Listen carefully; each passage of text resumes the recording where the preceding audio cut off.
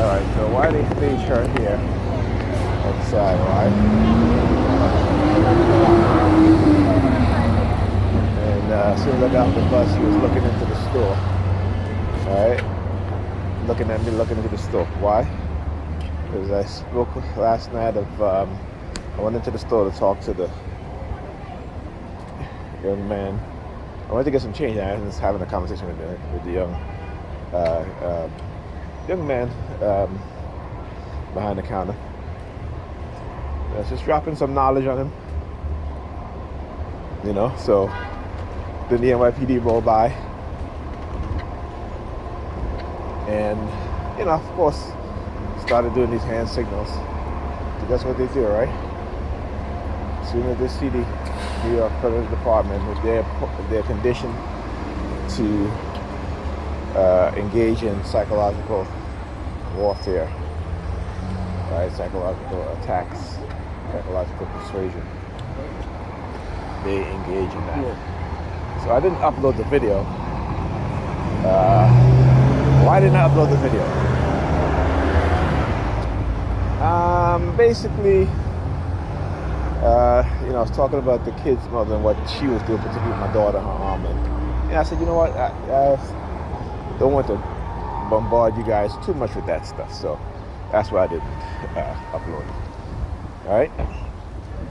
But yeah, again. But anyway, as I said, there's always their effort using psychological manipulation, psychological attacks, recursive persuasion programming to try to, you know, prevent me from going to my destination, wherever that may be. Right?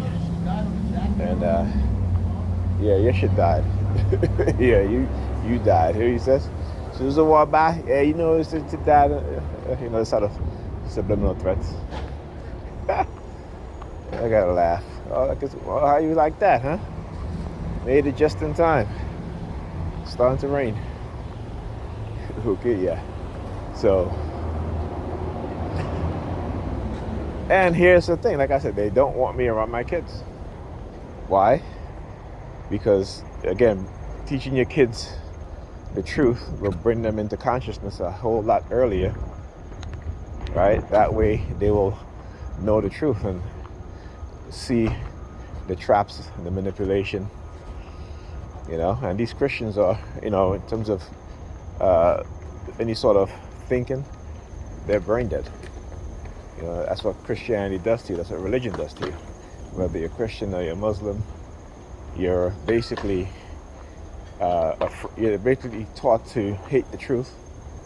You're basically taught to, you know, not look at things as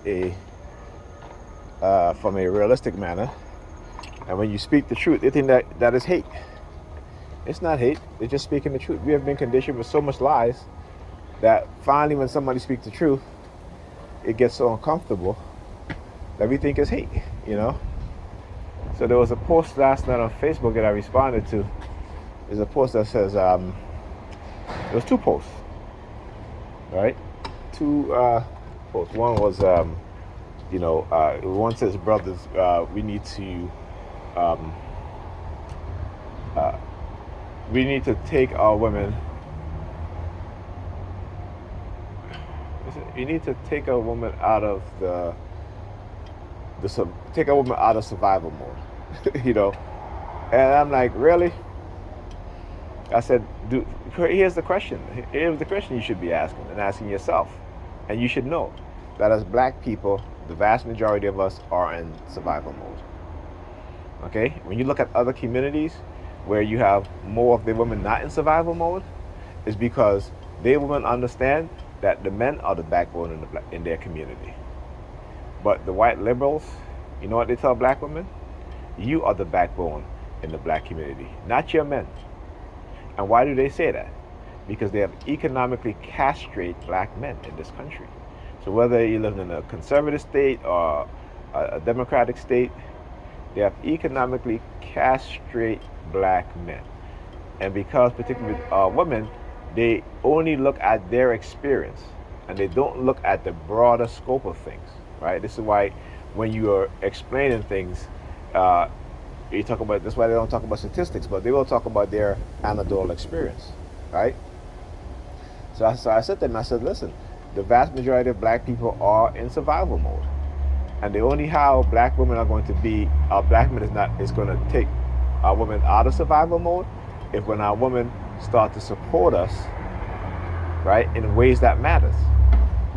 And I said, first of all, the vast majority of them say that they don't need no man. You see them on YouTube, television shows. They don't need no man. They don't need a man. In their songs, they don't need a man, right? So then but that's okay because, over the past 2 decades, over 25% of young black women, or black women in general, they have gone on to having and engaging in same-sex relationships. So they should look at each other as taking themselves out of survival mode. Okay, stop trying to demonize black men. Okay,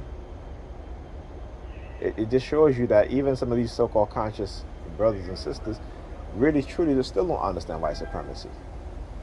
They still don't understand white racism, right? I shouldn't say white supremacy, but white racism and this white racist system. And then the other post I responded to was something of uh, um, it had to do with can a man without money make a woman happy? And I said, well, the question that should be asking is can a black woman be happy or be happy in a relationship if she's not fit, right? If she's not non-cooperative, if she's delusional in her mindset, if she's not supportive, if she's not respectful. So the vast majority of the response I got, what do you mean unfit? What do you mean unfit? So I posted some videos, not some videos, but some pictures of obese and overweight black women. And then I posted from the National Institute of Health that says the survey and the research that shows that 80% of black women are overweight and obese. But they won't respond to that, right? They don't respond to that because you know what? They engage in the positivity BS, which is basically, I mean, come on, no, it's just how these women want a man that's fit, at least not fat, right? Not overweight. But somehow they've been conditioned to think that men love them or want to be with them, regardless if they're, overweight or fat or obese. That's how they think. And so because, again, speaking these truths, they are conditioned to view it as hate. And it's not hate. You see, that's love. That's concern. That's showing you that we have a serious health problem. Not only black women, but I talk about black men too. 70%, maybe less than that, are overweight or obese. Okay? That's still high for both black men and black women. So when I speak about these things, they'll talk about, oh, you hate women and this and that. No, I don't. I love black women. Okay? But I understand the lies that have been conditioned into their mind. And so I got to speak the truth. Now, they may think I hate them, and that's fine.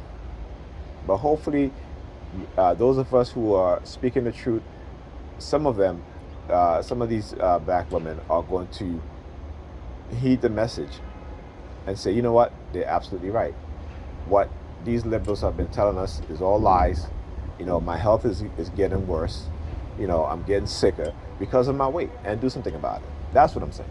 All right? So I'll talk to you guys in the next video.